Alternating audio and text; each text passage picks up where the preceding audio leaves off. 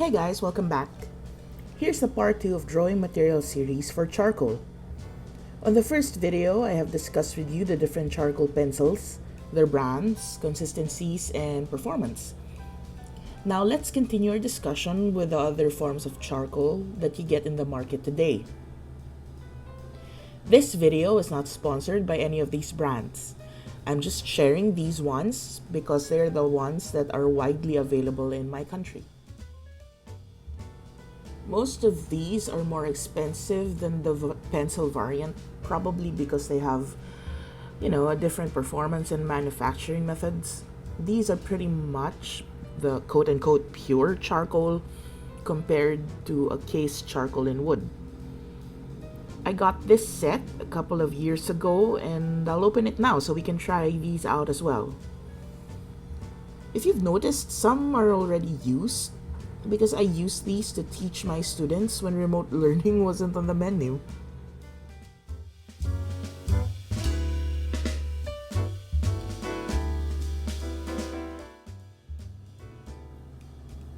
There are 3 types in this set, 2 of each I believe.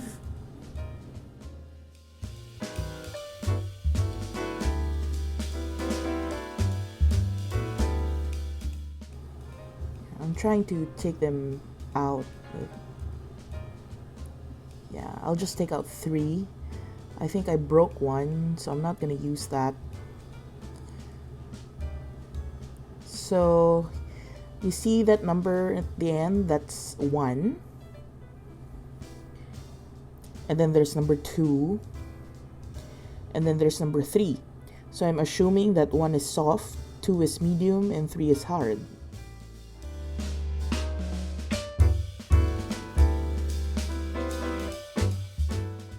You've seen this one from the previous video, but I didn't get to demonstrate it, so I'll do it here with the others. These are charcoal with different earth tones. It comes with a holder of sorts. It functions like a mechanical pencil.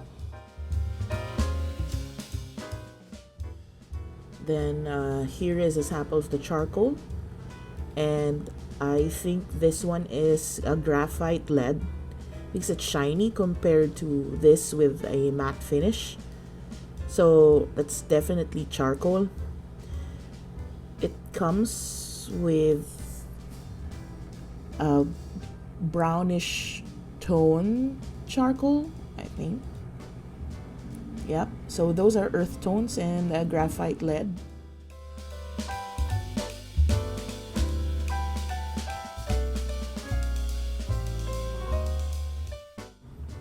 So let's try out this mechanical pencil of sorts. So let's put it here.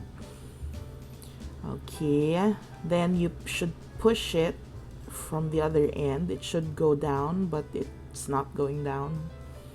Not much of a mechanical pencil since the lead doesn't go down automatically when you push this end. So you still have to manually pull the lead to get more of it. Let's try out the lead and the compressed charcoal. This is Cretacolor Nero. If you remember what I said about the Nero variant in the previous video, then now we will see how it turns out.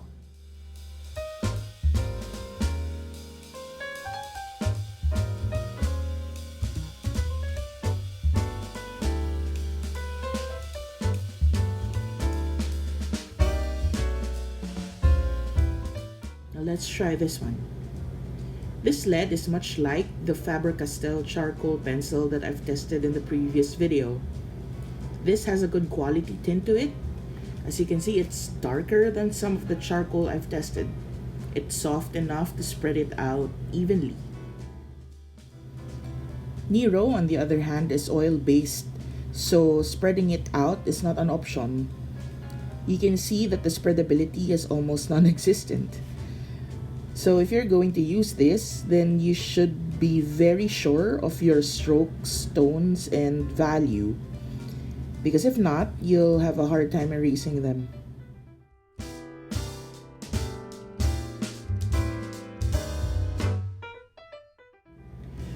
For the Willow, it's extremely soft. and fragile, and the spread is great as well. You can really spread this out and continue to add on to it so you can create value. I'll explain further the willow later in this video. For now, I just want you to see the differences between the lead, compressed, and willow charcoal.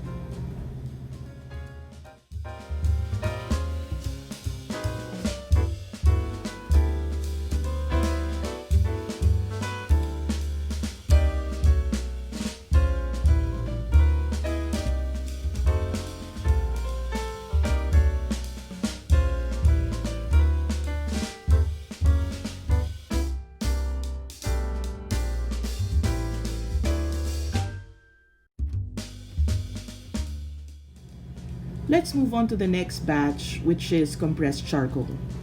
These are not oil-based charcoal, so the spreadability of these should be good.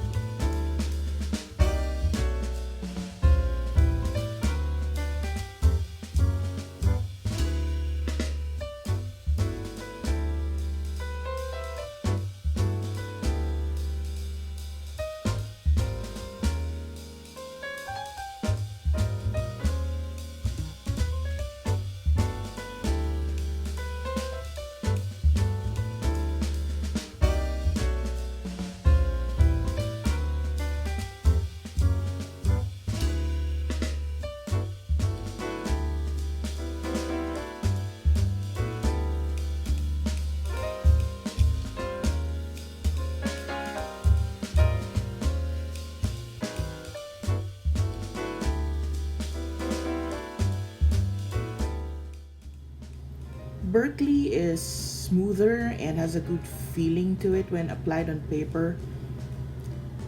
There is less resistance and the grain is not too much.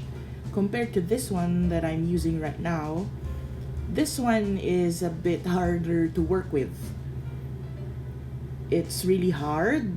This one is number 3, so I assume that this is the hard one. I can feel the grains on this one, and it's really scratching the paper. It's really leaving some marks on the paper. If you can see it right there.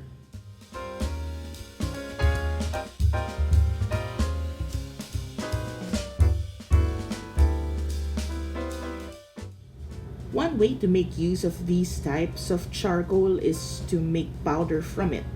Since this type is leaving marks on the paper, which I personally don't like, I pulverize this and make use of its powder instead.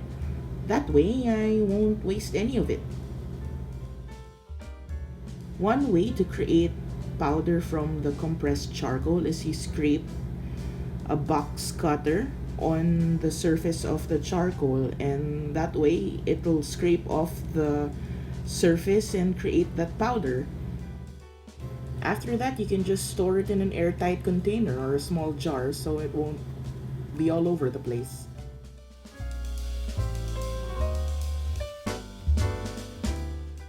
Now here we will test the willow charcoal. Willow charcoal is used for dusting and erasing or for middle tones. Since it's extremely soft, it just spreads out on the surface. It's difficult to use this for detail, so I'd rather use a pencil for those. Here we have Montmartre, who's smart for putting foil around the bottom of the charcoal. It helps with the handling of the product, especially if you have sweaty palms and fingers all the time. This brand of willow charcoal has no resistance at all. It's so soft. I couldn't even feel the paper. It's that soft. This is the first time I've tried this one, and I love this. This is such an experience.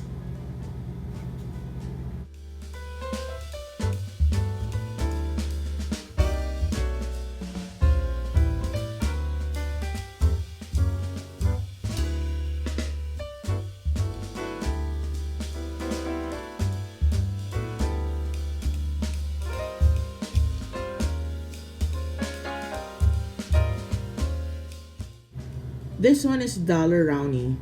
I've used this one before and some of the students used it as well. The take on this one is that because it's extremely soft, the artwork disappears. Literally, the sharpness just blurs out. So I don't really recommend you to use this on its own. You can use a pencil or a compressed charcoal with it so you can 1. Create better tonal value and 2. Much needed details.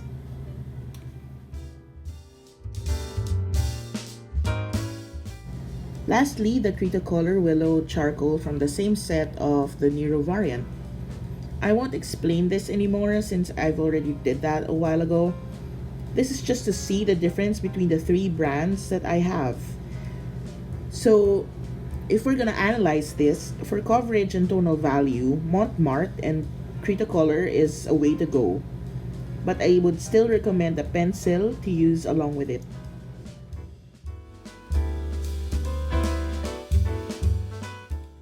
So there you have it, a range of charcoal to choose from.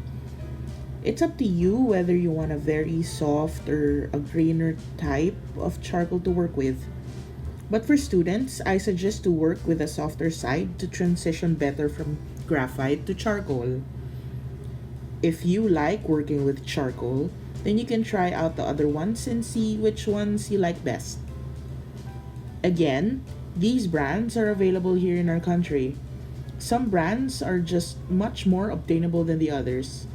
You can check out the price range as well since there are brands that are quite expensive.